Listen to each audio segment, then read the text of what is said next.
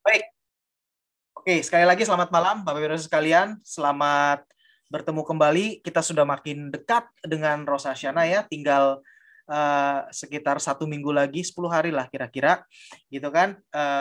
Dan ini waktu-waktu yang krusial. Sebetulnya setiap hari krusial, tetapi tentunya uh, walaupun setiap hari krusial, tentunya karena ini adalah waktu yang disediakan oleh Hashem, uh, waktu di mana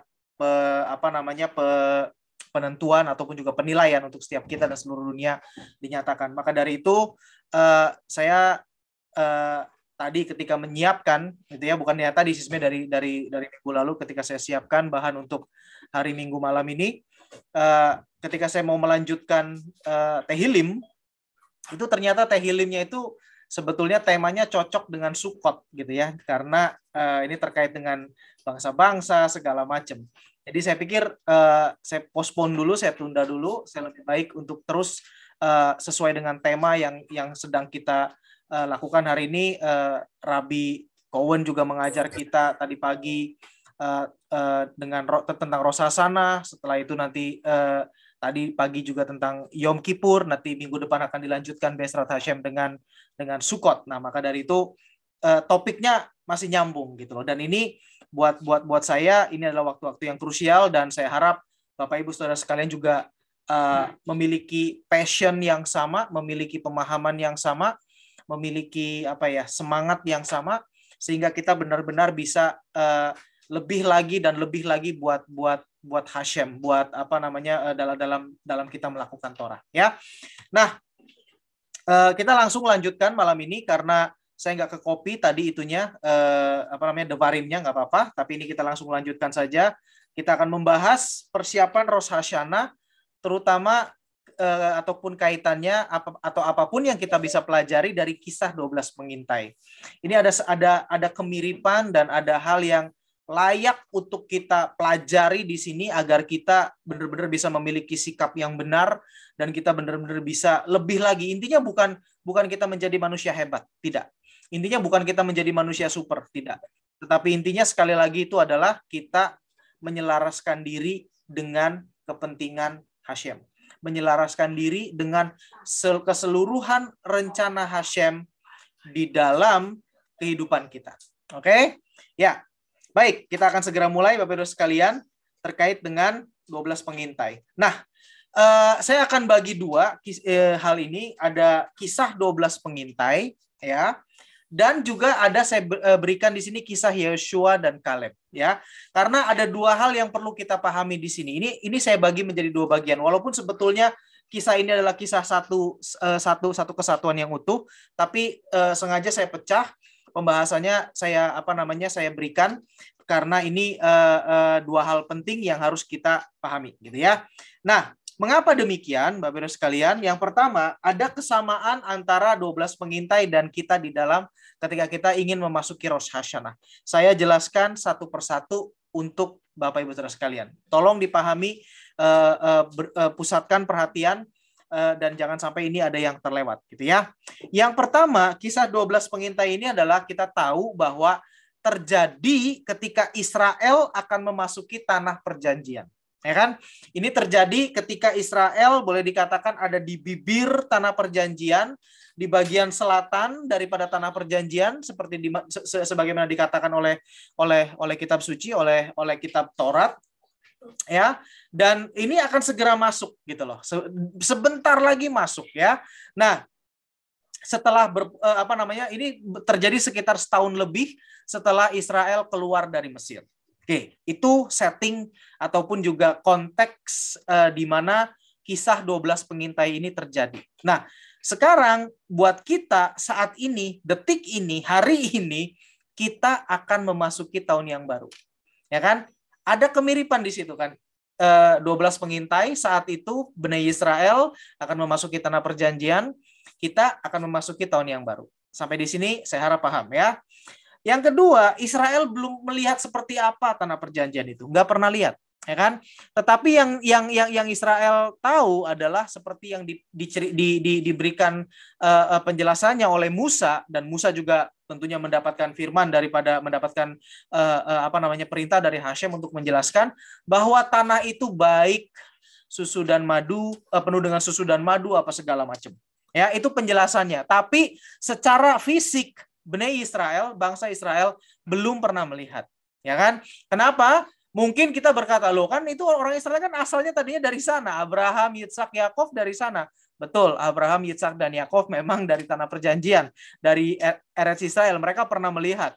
Dan bahkan mereka pernah tinggal berpuluh-puluh tahun di sana. 3 patriark itu. Tetapi keturunan mereka yang saat ini akan kembali ke tanah Israel, mereka belum pernah lihat. Mereka baru fresh dari Mesir gitu ya, boleh dikatakan demikian. Mereka benar-benar baru keluar dari Mesir gitu, dan mereka nggak ngerti tanah perjanjian seperti apa. Mereka mungkin dengar dari ya cerita gitu kan, yang diceritakan oleh Yakob diceritakan kepada seluruh 12 anaknya, 12 anaknya menceritakan kepada anaknya lagi, terus turun temurun sampai dengan generasi di padang gurun. Ya, nah kita juga sama kan, kita belum melihat seperti apa nantinya di tahun yang baru. Kita nggak tahu. Tetapi yang kita tahu dan kita pahami dan kita percaya, sebagaimana tadi pagi juga kita percaya dan sudah diajar oleh Rabi, bahwa tahun depan itu adalah tahun penentuan dan kita minta yang baik. Dan kita percaya bahwa Hashem akan memberikan sesuatu yang baik buat kita. Dengan tujuan, sekali lagi, bukan untuk kemuliaan kita. Dengan tujuan bukan untuk memuaskan kepentingan dan agenda pribadi kita. Tetapi tujuannya adalah untuk rencana Tuhan, rencana Hashem dinyatakan melalui kita. Itu ya, kita belum lihat seperti apa. Jadi ada kemiripan dua. Di sini dari dua ini aja kita sudah bisa melihat ya Bapak Ibu sekalian ya. Kemiripannya seperti apa. Nah, oke, kita lanjutkan. Yang ketiga, Hashem mengatakan bahwa tanah itu baik adanya. Tadi saya sudah singgung. Kita juga percaya buat kita ketika kita akan masuk Rosh Hashanah, jika kita menyesuaikan diri dengan Sang Raja, maka tahun yang baru itu baik adanya. Ya. Nah, tetapi yang perlu kita pahami di sini dan yang akan kita pelajari di sini adalah mereka gagal. Ingat kan? Kita tahu kan ceritanya udah nggak perlu diceritakan lagi, ya kan?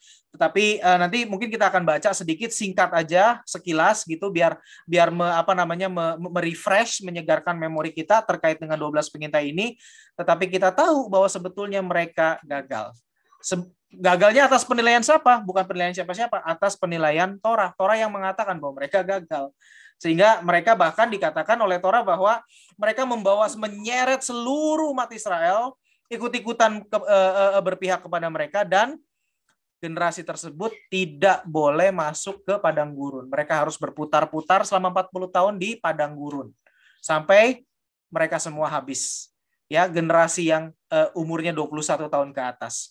Jadi boleh dikatakan anak-anak mereka lah yang nanti akan masuk kepada ke dalam padang gurun.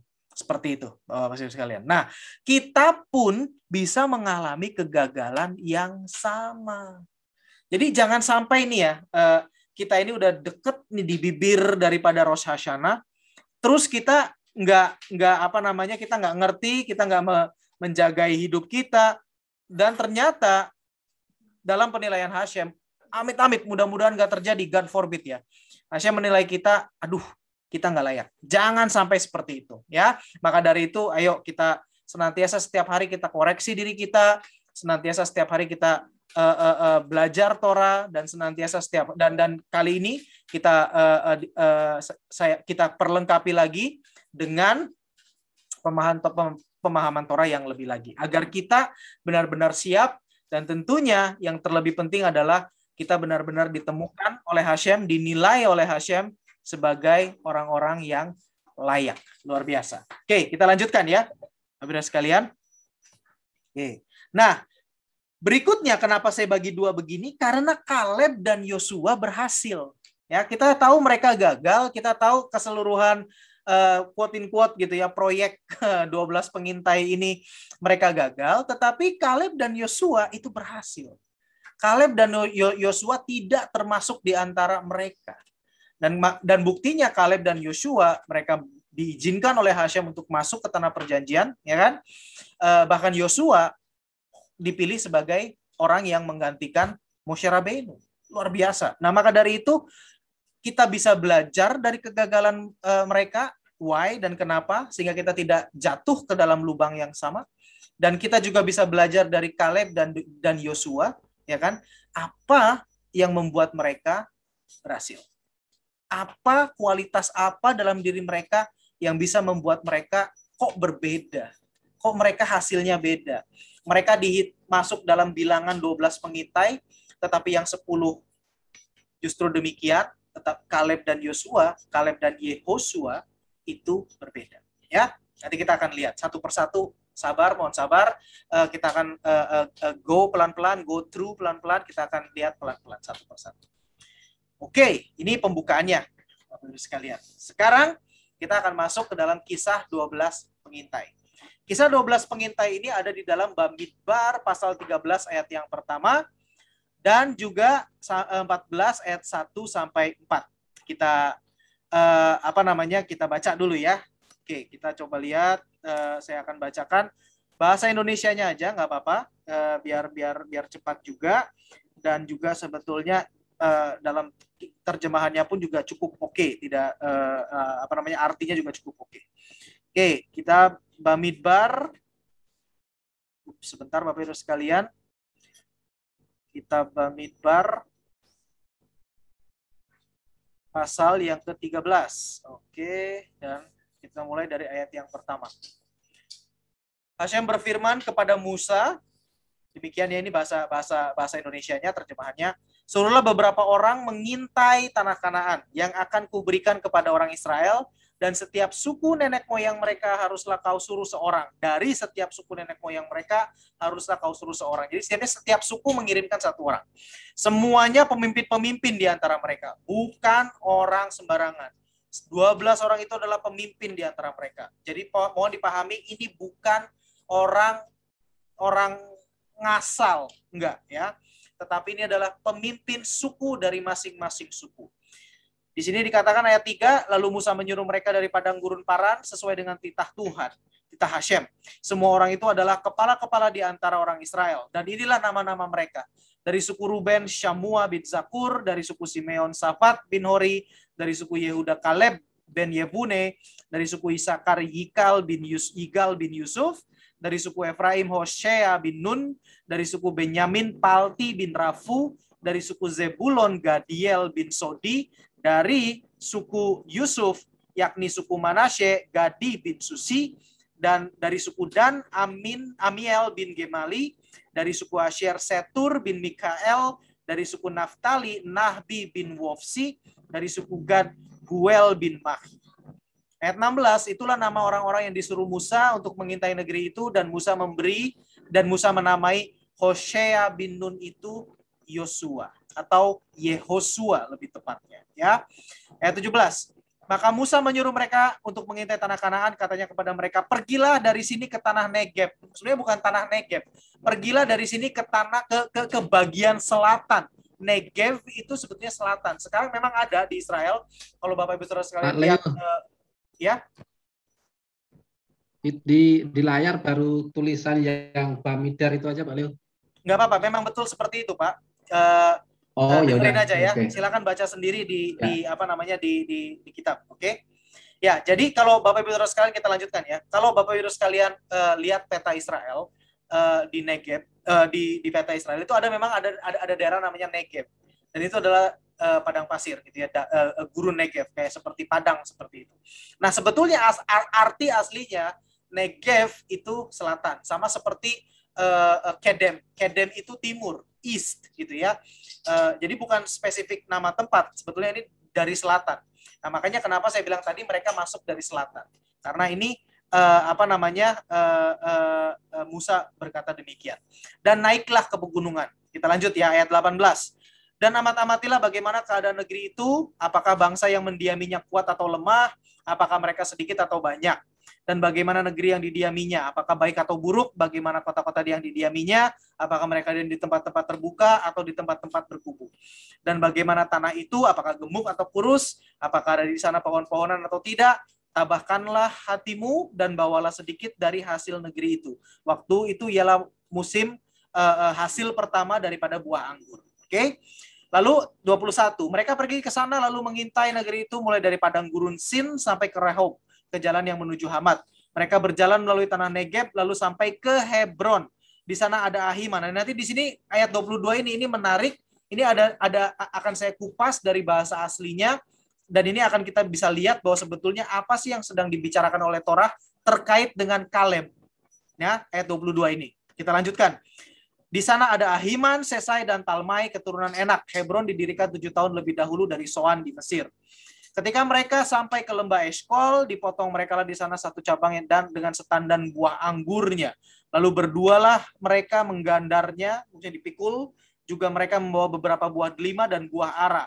Tempat itu dinamai orang lembah Eshkol karena tandan buah anggur yang dipotong orang Israel di sana. Sesudah lewat 40 hari, pulanglah mereka dari pengintaian negeri itu dan langsung datang kepada Musa, Harun, dan segenap umat Israel di Kadesh, di padang gurun Paran. Mereka membawa pulang kabar kepada keduanya dan pada segenap umat. Jadi di hadapan semua orang Israel, semua bangsa, dan memperlihatkan kepada sekaliannya hasil negeri itu. Mereka menceritakan kepadanya, kami sudah masuk ke negeri kemana kau suruh kami, dan memang negeri itu berlimpah-limpah susu dan madunya. Dan inilah hasilnya. Ya kan? Sampai di sini kayaknya kelihatannya baik-baik saja. Kita lanjut. Hanya bangsa yang diam di negeri itu kuat-kuat dan kotanya berkubu dan sangat besar. Juga keturunan Enak telah kami lihat di sana. Orang Amalek diam di tanah Negeb, orang Het, orang Yebus, dan orang Amori diam di pegunungan. Orang Kanaan diam sepanjang laut dan sepanjang tepi sungai Yordan. Kemudian Kaleb coba menenteramkan hati bangsa itu di hadapan Musa. Nanti kita jelaskan. Nanti saya akan jelaskan kenapa Kaleb sampai harus menenteramkan. Katanya, tidak, kita akan maju dan menduduki negeri itu sebab kita pasti akan mengalahkannya. Tetapi orang-orang yang pergi ke sana bersama-sama dengan dia berkata, kita tidak dapat maju menyerang bangsa itu karena mereka lebih kuat daripada kita. Juga mereka menyampaikan kepada orang Israel kabar busuk tentang negeri yang diintai mereka dengan berkata, negeri yang telah kami lalui untuk diintai adalah negeri yang memakan penduduknya. Dan semua orang yang kami lihat di sana adalah orang-orang yang tinggi-tinggi perawakannya. Juga kami lihat di sana orang-orang raksasa. Orang Enak yang berasal dari orang-orang raksasa. Dan kami lihat diri kami sendiri seperti belalang. Dan demikian juga mereka terhadap kami. Sebelum kita lanjutkan, sebetulnya ini sebenarnya bukan keturunan raksasa, seperti yang teori konspirasi seperti itu ya. Jadi ini nggak ada sama sekali keturunan daripada malaikat yang kawin dengan manusia, nggak ada. Orang Enak, orang apapun itu segala macam itu adalah orang-orang kuno ya. Ini adalah memang orang-orang yang memang perawakannya besar, perawakannya tinggi besar seperti Goliat. Itu memang ada di situ saat itu ya. Jadi manusia biasa, tetapi mereka adalah memang perawakannya memang gede-gede gitu ya, memang di atas rata-rata. Dan sebetulnya ini bukan keturunan itu tadi, malaikat dengan manusia, enggak ada ya. Jadi jangan salah paham. Kita lanjutkan ayat yang ke-14. Lalu segenap umat itu mengeluarkan suara nyaring dan bangsa itu menangis pada malam itu. Maksudnya meratap gitu ya. Bersungut-sungutlah semua orang Israel kepada Musa dan Harun, dan segenap umat itu berkata kepada mereka, sekiranya kami mati di tanah Mesir atau di padang gurun ini. Mengapakah Hashem membawa kami ke negeri ini supaya kami tewas oleh pedang dan istri dan anak-anak kami menjadi tawanan? Bukankah lebih baik kami pulang ke Mesir? Dan mereka berkata seorang kepada yang lain, baiklah kita mengangkat seorang pemimpin lalu pulang ke Mesir. Lalu sujudlah Musa dan Harun di depan mata seluruh jemaah Israel yang berkumpul di situ. Tetapi Yosua bin Nun dan Kaleb bin Yefune yang termasuk orang-orang yang telah mengintai negeri itu mengoyakkan pakaiannya dan berkata kepada segenap Israel, negeri yang kami lalui untuk diintai itu adalah luar biasa baiknya. Jika Tuhan berkenan kepada kita, maka Ia akan bawa kita masuk ke negeri itu dan memberikannya kepada kita suatu negeri yang berlimpah-limpah susu dan madunya. Silakan bisa dijawab, dibaca lebih lanjut terkait dengan itu. Tapi yang jelas di sini kita tahu settingnya bahwa 12 pengintai itu ada akhirnya malah menyeret bangsa itu kepada pemberontakan terhadap Musa, pemimpin mereka. Mereka cari pemimpin baru, mereka mau mencari pemimpin baru, dan juga kepada Hashem. Sampai seperti tadi saya katakan bahwa Hashem mengambil keputusan, oke, generasi ini kamu nggak boleh masuk tanah perjanjian. Nah, ya, sekarang kita akan bahas detail satu persatu. Yang pertama, 12 orang tersebut bukan orang sembarangan. Ayat 4-15. Di situ ditulis namanya siapa, dari suku apa. Dan dikatakan bahwa mereka itu adalah para kepala suku. Nah, Bapak Ibu Saudara sekalian harus paham bahwa para kepala suku itu adalah orang-orang yang bukan hanya sekedar pemimpin ataupun tukang ngatur, enggak. Tetapi mereka adalah para kepala suku yang dipercaya pengajaran Torah dan menerima pengajaran Torah langsung daripada Moshe Rabbeinu. Ingat nasihat daripada Yitro, mertuanya Moshe, ketika di padang gurun, ya kan? Yitro berkata, kamu pilihlah pemimpin 10, pemimpin segala macam, dan ajarkan kepada mereka. Jadi mereka itu benar-benar orang yang paham Torah. Ngerti ya?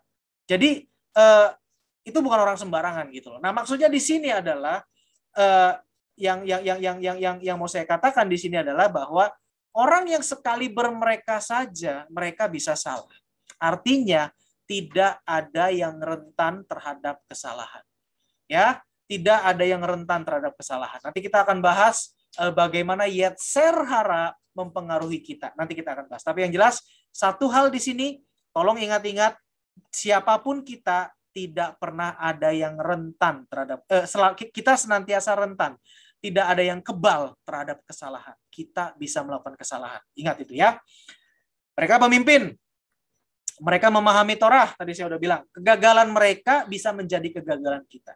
Ya, kalau mereka orang sekali berdemikian saja bisa gagal, kita pun juga bisa gagal. Makanya jangan sombong. Jangan berkata bahwa aku mah pasti bisa. Jangan seperti itu. Ya, kita lanjut. Sekarang pertanyaannya tentunya adalah apa masalahnya di sini? Problemnya apa sih? Kalau kita baca sekilas, kayaknya nggak ada yang salah kok. Mereka diutus oleh Musa, mereka pergi 40 hari, mereka balik lagi, mereka membawa kabar sesuai dengan Moshe, tetapi mereka cuma tambahin sedikit bahwa bangsa itu kuat-kuat, mereka itu segala mereka orangnya gede-gede, ada orang enak di sana segala macam. Terus perkataan mereka itu membuat si Kaleb ben Yefune itu menenangkan mereka. Nah, ini sebenarnya ada masalah gitu di sini. Karena sampai Kaleb ben Yefune harus menenangkan seluruh bangsa itu. Jadi ketika mereka ngomong, itu bangsa itu langsung kayak wah, kayak pengen ngeroyok Musa gitu loh, ya. Nah, ini ada sesuatu di sini yang kita harus pahami di sini. Dan ini yang akan kita pelajari malam ini dalam rangka persiapan kita, dan kita pelajari agar bisa kita terhindar dari hal-hal demikian. Oke. Nah, sekarang pertanyaannya, apakah mereka itu diutus sebagai pengintai atau apa? Ya kan? Mereka itu diutus sebagai pengintai atau apa sih gitu loh. Sementara ya saya juga, setiap kita, saya yakin di tempat ini, kita paham bahwa mereka itu adalah diutus sebagai pengintai. Baik dalam versi terjemahan maupun di dalam versi terjemahan bahasa Inggrisnya pun mengatakan mereka adalah pengintai. Versi terjemahan Indonesia mengatakan mereka adalah pengintai. Versi terjemahan bahasa Inggris, baik yang itu di dalam, kalau kita bisa cari di dalam Sefaria ataupun di dalam Chabad, itu dikatakan spies, pengintai. Ya, jadi kita merasa bahwa oh ya mereka pengintai, dan memang tugas mereka pengintai gitu loh. Jadi nggak ada yang salah di sini, dan kita bingung sendiri. Loh, tapi kok jadi kacau begini? Apa masalahnya? Nah, inilah yang sebetulnya makanya kita memiliki kita harus mendapatkan pengajaran yang mendetil, mendalam dari sumber yang benar. Ini pengajarannya. Moshe tidak pernah mengutus pengintai. Tetapi Moshe mengutus 12 orang itu sebagai turis. Bingung ya? Selamat berbingung-bingung ria. Oke? Pahami di sini. Moshe mengutus 12 orang itu bukan mengutus mereka untuk mengintai. Tidak. Tetapi mereka diutus oleh Moshe sebagai turis. Nah, pengajaran ini diajarkan oleh Lubavitcher Rebbe, Rabbi Menachem Mendel Schneerson. Ya. Jadi, sebetulnya kita paham beda antara turis dengan pengintai. Ya kan? Ini bedanya. Saya jelaskan singkat aja. Kalau turis kayak kita pergi ke Yerusalem, kita pergi ke tanah Israel, Be'ezrat Hashem, nanti kita diberikan kesempatan pandemi selesai semua, kita akan melihat-lihat di sana kan, kita ke Western Wall, kita nanti masuk sampai ke bawahnya tembok barat, kita lihat struktur bagaimana luar biasa struktur yang dibuat oleh Herodes, bahkan sampai kita ketemu struktur bangunan ataupun tembok daripada Bait Hamikdas yang pertama, Bait Salomo. Kita bisa ketemu di sana nanti. Lalu kita bisa melihat lagi kolam Siloam, mata air Siloh yang berbual-bual seperti itu. Itu nanti kita akan kita juga akan lihat di sana, kita akan saksikan di sana. Ya. Nah, kita sebagai turis, kita akan pulang ketika kita sampai ke rumah, entah itu 12 hari, 10, 15 hari, berapa lama pun program kita akan pulang, kita akan membawa beritanya gimana? Iya, itu di sana kita lihat ini, kita lihat ini, kita lihat ini, kita masuk ke sini, kita mengalami ini di sana. Seperti itu kan? Itu turis gitu loh. Dan kita ngambil video mungkin, kita ngambil foto, ini loh. Oh, ternyata itu seperti ini ya. Detailnya itu luar biasa. Kita ke lembah Megiddo, kita ke tempat mana lagi, Bet Shean, segala macam kita ke sana dan kita laporannya ya cuma sekedar sekilas pandangan mata. Dan itulah sebenarnya Bapak Ibu sekalian yang diperintahkan Musa kepada 12 orang itu. Kamu ke sana sebagai turis, jalan-jalanlah, lihatlah di sana. Ya, kalau saya bacakan lagi di sini ayat yang ke-13 itu perintahnya Musa itu di sini gimana katanya apa? Amatilah bagaimana keadaan negeri itu. Bangsa yang mendiaminya itu kuat atau lemah. Lihat, nggak usah ngapa-ngapain, lihat aja gitu kan. Apakah mereka sedikit atau banyak? Kira-kira ramai nggak tuh kotanya? Banyak apa sedikit? Bagaimana negeri yang didiaminya, baik atau buruk? Bagaimana kota-kota didiaminya? Apakah mereka diam di tempat terbuka atau diam di tempat kota yang berkubu, ada temboknya? Lihat aja. Tanahnya gimana? Gemuk, subur, atau kurus gitu kan? Lihat aja seperti itu. Kan kita juga kalau ke Israel gitu kan, wih luar biasa loh. Tanah di sini tadinya padang pasir, sekarang jadi subur banget, bisa tumbuh pohon korma, bisa tumbuh pohon anggur, wah luar biasa lah subur. Kan kira-kiranya begitu. Nah, tetapi justru mereka itu yang terjadi adalah mereka tidak berlaku sebagai turis tetapi sebagai pengintai. Kalau pengintai bedanya adalah mereka mencari dan melihatnya itu untuk mengukur kekuatan sendiri. Itu pengintai kan. Ini gimana nih? Kira-kira ada celah nggak? Kira-kira kalau gua lawan kuat enggak? Nah, mereka udah mikirnya ke sana padahal Musa bilang enggak. Ya, itu yang pertama. Dari mana kita tahu bahwa mereka itu, dari mana Lubavitcher Rebbe mengajarkan bahwa sebetulnya mereka itu adalah seharusnya sebagai turis bukan pengintai? Itu ada di dalam sebetulnya berkali-kali disebutkan di situ, tapi saya ambil satu contoh yaitu di dalam bahasa asli daripada Bamidbar 13 ayat 1 ini. Shelach anashim feyaturu et eretz Kenaan. Utluslah bagimu orang-orang yang akan menjelajahi. Tur, menjadi turis. Ya, jadi kata di sini kata-kata menjelajahi itu bahasa Inggrisnya explore. Explore itu digunakan kata dalam bahasa Ibrani tur. Ya, tur, kayak kita ikut tur, ya, memang sebetulnya bahasanya aslinya itu. Jadi mereka tuh bilang kayak Moshe itu bilang kepada mereka, kamu tur ya ke sana, turlah ke Eretz Israel gitu loh. Seperti itu. Nah, tapi yang kejadian nggak seperti itu ya. Jadi nanti kita akan bahas lebih lanjutnya. Tapi yang jelas pertama di sini adalah perintahnya buat mereka adalah menjadi turis. Jalan-jalan lah gitu loh. Silakan jalan-jalan ke sana. Oke? Nah, ayat 17 sampai 20 itu dikatakan di situ di ayat 17 sampai 20 tadi saya sudah bacakan, itu adalah tugasnya. Mereka cuma lihat aja tadi. Lihat tanahnya, lihat penduduknya, sekalian bawa sampel hasil buminya loh gitu loh. Jadi ibaratnya setelah mereka tur kayak kita nih, kita tur ke Israel, terus kita pulang, kita cerita kepada teman-teman kita, harapannya apa? Biar teman-teman kita juga ikut pergi juga ke sana kan, ada kesempatan mereka juga pergi ke Israel kan, karena kita ingin berbagi kesenangan dengan mereka. Tujuannya itu kan, itu loh tujuannya Bapak sekalian. Tapi sekali lagi jadinya malah petaka. Nah, ini yang perlu kita pelajari. Kita lanjut dulu di sini ya. Oke.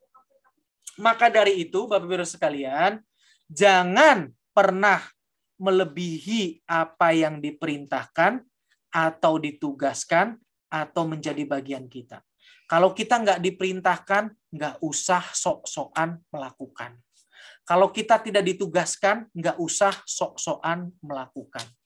Kalau itu bukan menjadi bagian kita, tidak usah kepo, tidak usah sok-sokan melakukan. Karena hasilnya bisa disaster. Bahaya. Sekalian. Ya, Pak, Moreh, bagaimana dengan niatnya kok baik kok? Ini sebetulnya bukannya kita mau melanggar, bukannya kita mau mencoba istilahnya sok-sokan tidak diperintahkan mau melakukan, bukannya sok-sokan bukan menjadi bagian kita tapi kita lakukan. Tapi kita ini niatnya baik loh. Nah, niat baik belum tentu itu yang menjadi keinginan Hashem. Pemikiran Hashem itu belum tentu pemikiran kita. Sejauh langit dari bumi, demikianlah tingginya rancanganku, kata Hashem, dibandingkan rancangannya. Maka dari itu, Bapak-Ibu sekalian, lebih baik taat, lebih baik nurut. Nggak usah kepo, nggak usah sok-sokan, nggak usah segala sesuatu. Seperti itu ya.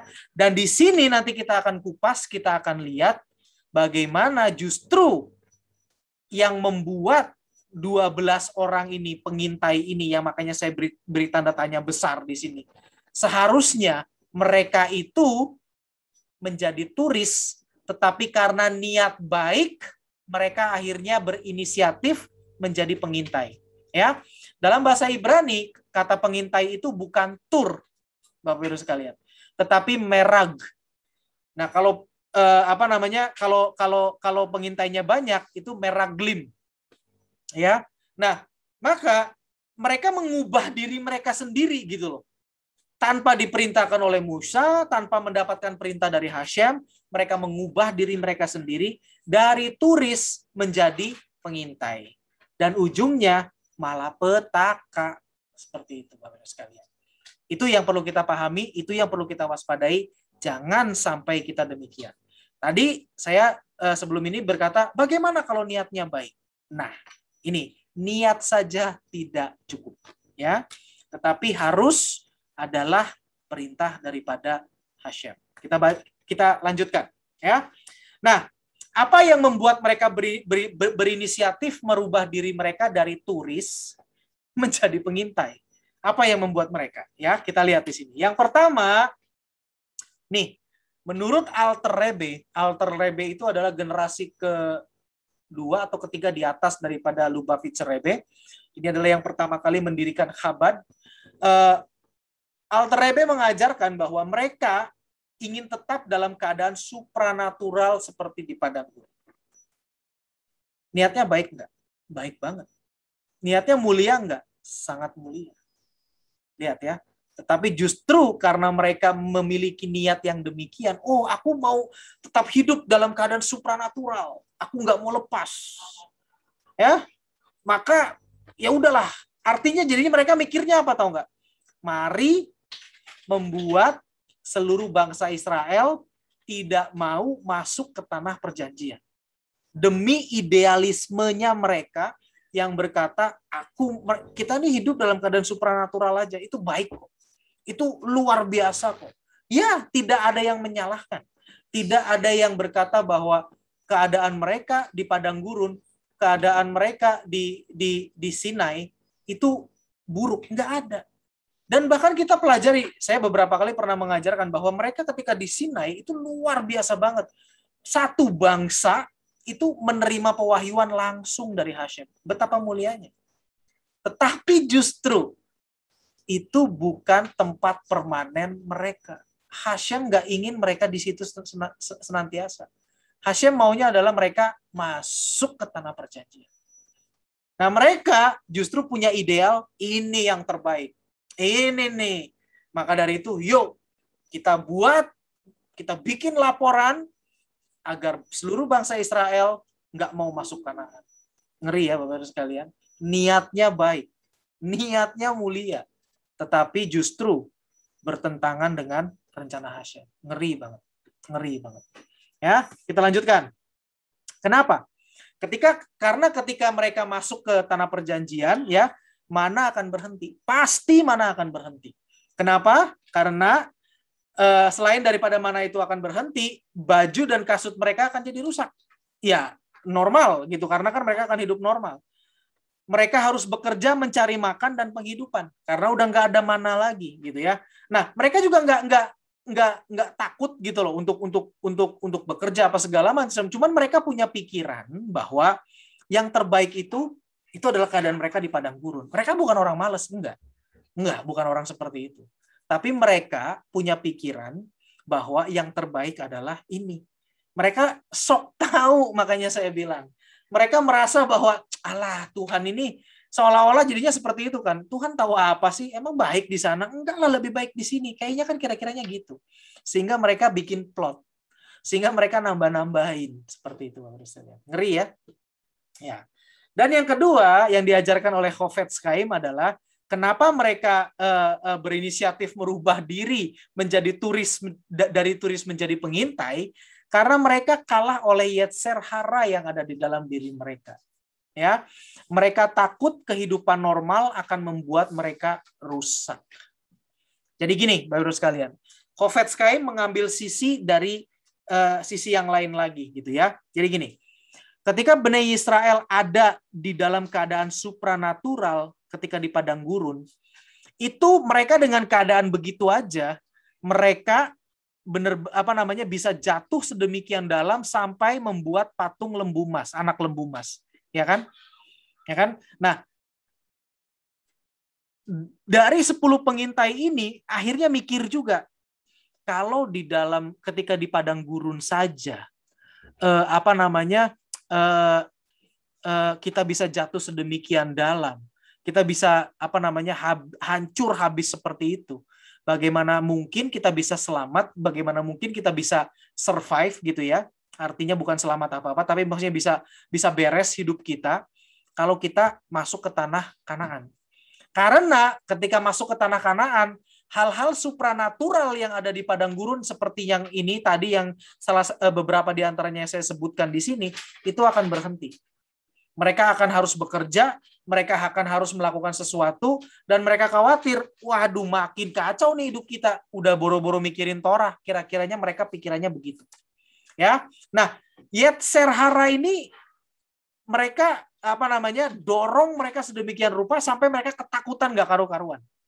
Gitu, Bapak-Ibu sekalian ya. Nah, jadi ada dua di sini, makanya yang di atas dan di bawah ini Yetzer Hara itu bekerjanya itu beda-beda gitu ya terhadap orang, tergantung daripada keadaan orang masing-masing. Nah, menurut Chofetz Chaim, Yetzer Hara itu bekerja dengan dua cara. Selalu membawa kita kepada ekstrim kiri atau ekstrim kanan. Nah, ini yang harus kita waspadai, Bapak-Ibu sekalian. Yang pertama, menggelembungkan ego seseorang. Ya, menggelembungkan ego seseorang itu berkata bahwa sehingga orang itu percaya bahwa ya, gua ini udah paling keren, gua ini udah paling hebat, kita ini udah tahu segala-galanya. Makanya penjelasan Alter Rebbe di sini itu adalah hasil daripada ego yang Yetzer Hara yang bekerja menggelembungkan ego. Ada beberapa orang dari antara mereka yang punya pikiran bahwa ya, ini yang terbaik. Saya lebih tahulah yang terbaik seperti apa. Kondisi di padang gurun inilah yang terbaik. Bukan kondisi di tanah perjanjian. Maka dari itu, yuk kita boikot masuk ke tanah perjanjian. Kita biarkan, kita harus diam saja di padang gurun dengan keadaan supranatural demikian. Egonya menggelembung. Bahkan sampai dia sendiri saking menggelembungnya lupa bahwa yang tahu segala-galanya itu adalah Hashem. Mereka nggak peduli. Itu yang pertama. Ya, yang kedua, membuat orang merasa dirinya sampah gitu loh. Dihabisi, diijek sampai habis sekali, itu Yetzer Hara ya. Dihabisi sama sekali sampai kita itu tidak bisa move on dari masa lalu kita. Tadi pagi Rabbi Cohen kan ngajar demikian. Kita itu nggak boleh terperangkap, terpenjara di masa lalu kita. Kita harus move on. Nah, Yetzer Hara kerjaannya itu memerangkap kita di masa lalu kita. Ingat kamu dulu nih kejadian yang di pengintai ini ya. Itu orang-orangnya itu orang-orang dari antara mereka itu kepada orang-orang tertentu itu Yetzer Haranya berbunyinya demikian. kamu memang bagus sekarang. Iya, Tuhan sayang sama kamu. Kamu akan diberikan tanah perjanjian di depan sana. Tapi kamu ingat nggak? Kamu di padang gurun, ketika kamu dalam keadaan supranatural seperti itu aja, kamu bikin patung lembu emas. Kamu bikin kesalahan ini. Kamu bikin kesalahan ini. Ini dan ini. Yakin kamu bisa beres hidupmu nanti di tanah perjanjian, di mana nggak ada lagi mujizat, di mana nggak ada lagi mana, di mana semuanya berjalan dengan normal-normal saja tanpa ada dalam tanda petik ya mujizat Hashem yang luar biasa. Yakin kamu mau hidup seperti itu? Yakin kamu bisa tahan hidup seperti itu nggak melanggar? Langsung jadi kayak sampah. Iya ya. Dulu saya begini, dulu saya begitu. Aduh, gimana nih? Dan akhirnya ujung-ujungnya sama. Mari kita boikot masuk ke tanah Kanaan. Gitu loh, Bapak sekalian. Ini yang perlu kita waspadai dalam diri kita. Saya buka dengan tadi berkata bahwa mereka ini orang-orang luar biasa, tetapi mereka itu juga bisa salah. Mereka itu juga bisa jatuh. Dan ini buktinya. Apalagi kita. Kenali bagaimana yetzer hara itu akan bekerja dalam hidup kita.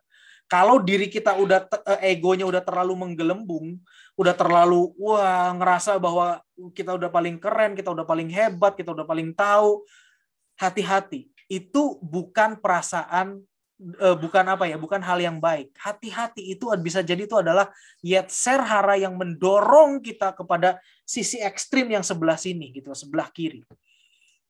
Tetapi bila mana kita juga merasa, aduh kok dulu saya beginilah, udahlah nggak mungkin lah tahun depan, nggak mungkin lah tahun depan Hashem akan berikan yang baik buat kita. Dulu kan saya begini.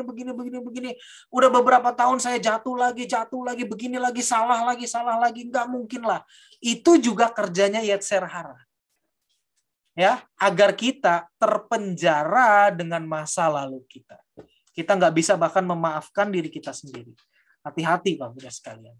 Ya, apakah yetzer hara itu akan bekerjanya seperti apa? Tergantung dari diri kita. Tergantung dari mungkin sifat kita apa segala macam, tergantung daripada kondisi kita. Tapi yang jelas, mungkin Bapak Ibu Saudara sekalian pernah mengalami, kalau saya sih pernah mengalami saat-saat di mana ego saya tiba-tiba menggelembung dan akhirnya mengambil keputusan yang salah, atau saat di mana saya tiba-tiba down, lemah banget, hancur gitu ya, merasa bahwa percumalah hidup ini, saya udah nggak ada harapan, sampai saya berkata bahwa udahlah, pernah juga kan. Jadi tergantung dari bagaimana keadaannya, dan makanya yang perlu dipahami oleh kita adalah kita harus waspada. Ya, tadi pagi pengajaran Rabbi Cohen bagus sekali menyatakan bahwa kita tidak boleh terperangkap dari masa lalu kita. Apapun itu, datang kepada Hashem. 13 gerbang 13 gerbang anugerah, the 13 gates of mercy daripada Hashem senantiasa terbuka buat kita. Kita nggak perlu merasa nggak mungkin lah Hashem mengampuni kita. Nggak ada. Ayo kita datang, kita akui, kita bereskan. Kalau kita emang udah salah ya salah, akuilah. Terus kita move on gitu loh. Ya. Dan jangan juga kita menjadi orang yang sekarang kita sudah kenal Torah, kita sudah dapat pengajaran yang baik segala macam, maka saya lebih dari kamu. Itu juga salah. Ya. Jadi kenali hal ini sehingga kita bisa hidup di posisi yang baik, di posisi yang balance, dan kita masih bisa tetap peka terhadap rencana Tuhan. Itu yang penting. Jangan sampai ego kita menutupi ataupun rasa minder kita, rasa lemah kita itu menutupi. Itu nggak baik. Ya, kita itu hidup itu harus di dalam level yang yang sehat seperti itu Bapak-Bapak sekalian. Oke, saya harap bisa dipahami di sini. Kita lanjutkan. Lalu akibat daripada ini, mereka melaporkan dengan niat untuk mendapat dukungan rakyat. Itu tadi, karena mereka nggak mau masuk ke sana dengan alasan masing-masing gitu loh. Ada alasan yang berkata, aku mau tetap keadaan supranatural, egonya terlalu gede. Atau ada orang-orang yang juga berkata bahwa, nggak mungkin lah berhasil di sana. Kemuliaan Hashem juga nanti akan seperti di padang gurun, mujizat nggak ada. Udahlah nggak usah ke sana. Ujung-ujungnya kan sama kan. Udahlah nggak usah masuk ke sana. Dan mereka bermufakat untuk mendapatkan dukungan rakyat. Akhirnya mereka mengucapkan atau mereka yang mereka keluarkan adalah lashon hara. Nah, itu tadi gara-gara diperintahkan jadi turis, tapi jadi pengintai, ditambah-tambahi. Mereka besar, mereka memakan penduduknya, apa segala macam, waduh lah, segala macam lah. Ya, dan bukan kebetulan kalau Bapak Ibu Saudara sekalian lihat, ini kan tadi kita bahas di dalam kitab Bamidbar pasal 13 dan 14 ya. Kalau Bapak Ibu Saudara sekalian nanti baca di rumah, mundur satu pasal, yaitu pasal 12. Itu adalah kisah Miriam yang ditegur oleh Hashem, mendapat hukuman oleh Hashem karena lashon hara terhadap Moshe. Ditaruh setelah Miriam itu adalah ini, kisah Miriam, setelah kisah Miriam ditaruh adalah 12 pengintai. Padahal kejadiannya enggak urutannya tidak seperti itu. Tetapi Torah menaruh demikian kenapa? Karena ditaruh sebelah menyebelah. Hei, hati-hati. Kalau kamu kalah dengan Yetzer haramu, kamu akan jatuh kepada lashon hara. Gitu loh, ya. Karena orang lashon hara itu kan merasa bahwa itu tadi kan egonya itu kan salah satunya itu kan alasannya adalah egonya ini gede kan. Aku merasa lebih dari yang lain, maka ya kamu mah apa? Kamu mah nggak beres. Nah, itu kan bisa jadi begitu gitu loh. Ya. Oke. Itu yang perlu kita pahami. Akhirnya kita lihat Moshe dihujat. Nah, inilah yang dikatakan yang saya katakan tadi, sampai Kaleb ben Yefune harus menenangkan semua bangsa, seluruh bangsa itu. Kenapa? Karena mereka dihujat, karena mereka kemakan. Wah, iya nih, orang-orang yang istilahnya apa ya? Ide negatif itu akan selalu gampang dapat dukungan kok. Percayalah Bapak-Ibu sekalian. Ide negatif itu akan selalu gampang dapat hukuman. Dapat dukungan ya. Jadi itu langsung benar-benar mereka langsung dapat kayak iya ya. Kalau masuk ke sana mana berhenti ini segala macam, mana bisa kita begini. Aduh, tuh udah gitu orang-orangnya gede-gede pula segala macam. Akhirnya sampai dikatakan bahwa lebih baik kita tinggal di Mesir. Kenapa juga sampai nyalain Hashem lagi? Kenapa Hashem sampai membawa kita ke sini hanya untuk mati oleh pedang? Kurang ajar begitu kan? Itu akibatnya gitu. Jadi apa ya? Dari yang niatnya mulia, kita pengen tetap di keadaan supranatural gitu ya, oleh sebagian orang itu kan.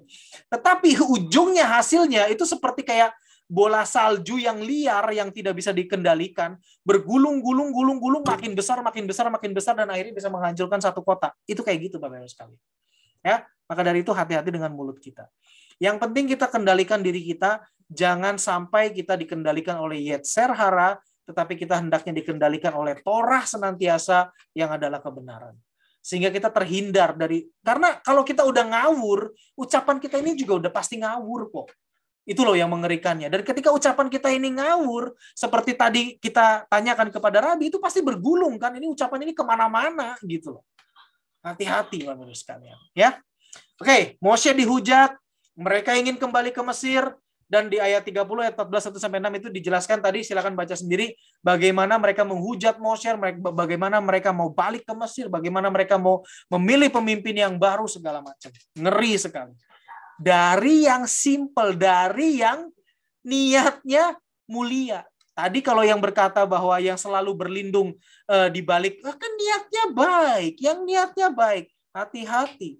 Jangan hanya karena niat baik terus kita jalankan. Enggak. Yang penting selaras enggak dengan Hashem. Ini bagian kita bukan. Ini perintah yang harus kita lakukan atau bukan. Kalau bukan, udah tidak usah kepo. Saya ulangi lagi, jangan kepo. Itu aja. Ya, demi kebaikan diri kita, demi kebaikan seluruh umat, seluruh bangsa, seluruh manusia. Itu aja lah gitu loh. Ya, seperti itu Bapak-Ibu sekalian. Kita lanjutkan ya.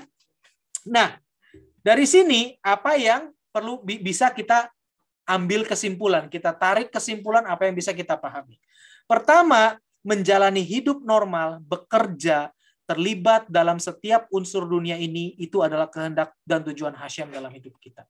Ya, masuk ke tanah perjanjian, tanah yang penuh susu dan madunya, bukan berarti bangsa Israel ongkang-ongkang kaki dan diam-diam saja, enggak, mereka kerja. Dan mana berhenti, itu loh. Jadi mengusahakan atau bekerja di dunia itu adalah kehendak Hashem. Jangan salah. Ya, Jangan salah, jangan punya pemandangan yang salah bahwa hidup ini harusnya supranatural. Tidak. Hidup ini adalah terlibat dalam setiap unsur dunia ini. Justru di dalam dunia ini kita harus bisa menemukan dan memuliakan Hashem. Dari yang kita kerjakan, dari orang yang kita ketemu, dari apapun yang kita pegang, kita sentuh, kita usahakan, kita harus bisa menemukan dan memuliakan Hashem. Caranya bagaimana? Lakukan sesuai dengan perintahnya. Bisnis jujur, jangan ngambil yang bukan menjadi haknya. Itu semua 7 hukum Nuh lakukan, maka kita akan menemukan dan memuliakan Hashem dalam tindakan kita setiap hari. Itu Bapak Ibu sekalian, as simple as that, gitu loh. Jangan dibuat jelimet, ya. Lanjut, percayalah kepada Hashem, apapun penentuannya adalah baik. Jangan sok tahu, ya. Jangan niatku baik. Enggak ada. Penentuan Hashem adalah baik. Kita ditentukan sebagai Bnei Noah, dilahirkan di bangsa Indonesia, itu baik. Bagian kita 7 hukum Nuh, Torah dalam 7 hukum Nuh, itu baik. Enggak ada yang salah. Enggak ada yang salah. Oke? Lakukan bagian kita, yaitu menjalani, bukan menilai dan menghakimi kehidupan. Sehingga kita enggak takut. Ya, sehingga kita tidak terperangkap di masa lalu, Bapak Ibu sekalian. Seperti 12 pengintai tadi, mungkin beberapa dari mereka. Mereka berkata bahwa, wah kalau di depan mah, aduh kayaknya kita nggak bakal berhasil nih. Kayaknya ini nih, kayaknya apa nih. Aduh, ngeri deh, nggak mungkin deh tahun depan. Saya gimana ya, tahun depan saya akan menghadapi apa ini. Belum tentu saya berhasil. We don't know, kita nggak pernah tahu. Percayalah, bila mana kita selaras dengan rencana Hashem, maka Hashem akan memberikan kita kemampuan. As simple as that. Bangsa Israel apa yang dilaporkan oleh para pengintai itu tadi, itu benar loh. Benar.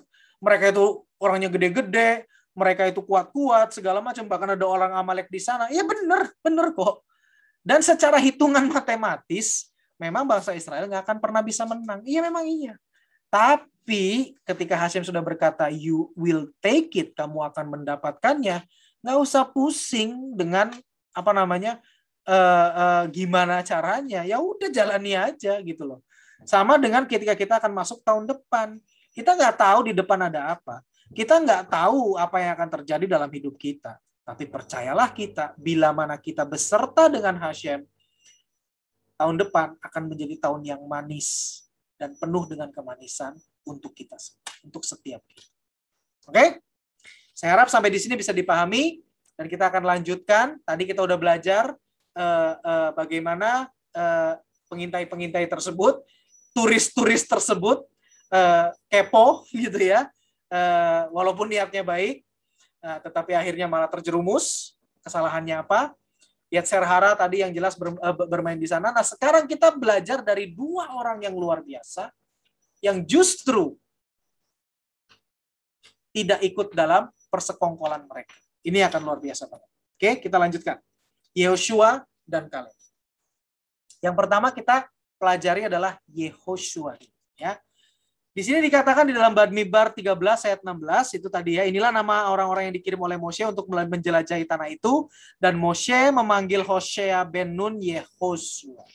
Di sini Torah memberikan sebuah clue, sebuah sebuah kisi-kisi atau sebuah tanda bahwa ada sesuatu dengan Hosea ben Nun, ya. Dan dikatakan di sini maka Moshe memanggil Hosea ben Nun Yehoshua. Apa yang terjadi di sini sebetulnya? Dari Hosea, nih ya namanya ini kan Hosea, nih Lehoshea, menjadi Lehoshea ben Nun menjadi Yehoshua, menjadi Yehoshua. Apa yang beda di sini? Ditambahkan 1 huruf, yaitu huruf Yud. Dan huruf Yud ini adalah salah satu huruf daripada nama Hashem. Yod, Hei, Vav, Hei. Artinya ditambahkan unsur Hashem di dalam nama Hosea menjadi Yehoshua. Ya, itu artinya Bapak-Ibu sekalian. Lalu apakah kita harus setiap kita itu harus, ya sudah deh kita ganti nama semualah, kita pakai nama Yud 1, kita tambahin satu huruf Ibrani itu Yud gitu loh. Saya dari dari apa namanya, dari Leo saya tambahin Yud, Leo. Atau seperti itu, atau bagaimana? Baruch Hashem, nama saya Arya, secara bahasa Ibraninya Arya, itu udah ada karakter Yudnya sih. Ya. Nah, ini bukan sekedar nama, Bapak Ibu sekalian. Ini bukan sekedar nama ya, bukan ganti nama lalu tiba-tiba jadi jreng-jreng, jadi Superman gitu, jadi orang hebat. Enggak. Sekali lagi bukan masalah namanya. Torah memberitahu itu bukan berarti fokusnya itu bukan berarti namanya, tetapi ada sesuatu yang perlu kita gali di dalamnya. Apa yang perlu kita gali? Yaitu ini. Nama adalah cerminan karakter dan pencapaian. Jadi, boleh dikatakan dengan ada ditambahkan unsur Hashem ke dalam dirinya, di dalam diri Hosea, itu adalah cerminan karakter dan pencapaian Hosea. Artinya apa? Hosea itu senantiasa menyelaraskan diri dengan Hashem.